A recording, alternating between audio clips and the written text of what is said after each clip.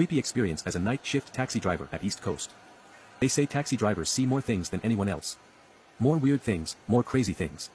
Well, that's true. If you really want to know the truth about a city, ask a cabbie. After 20 years behind the wheel of a cab, I thought I'd seen everything. Even those women who are desperate for men, the ones who offer you money to turn off the meter for a while and ask you for more than a ride home. There was this one night which even you, Russell Lee, will find hard to believe.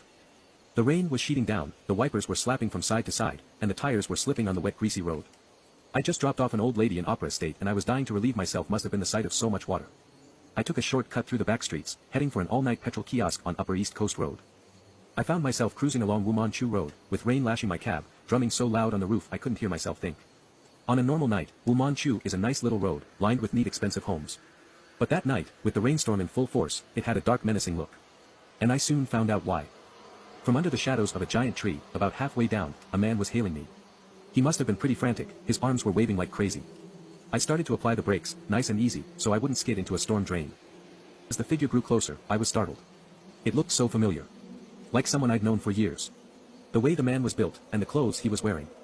I couldn't see his face because of the tree, so I was racking my brain to think who he was. Looked again, through the swishing wipers. Hell. He was wearing my shirt, my trousers, same colors exactly. Even the way he stood was like the way I did.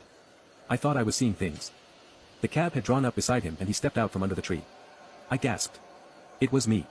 It was my face. I was sitting in my own cab, watching myself walking towards me. Then, suddenly, before I knew what was happening, his head blew off just like that. I saw my own face, my own head, separate itself from my own body and go rolling down the gutter.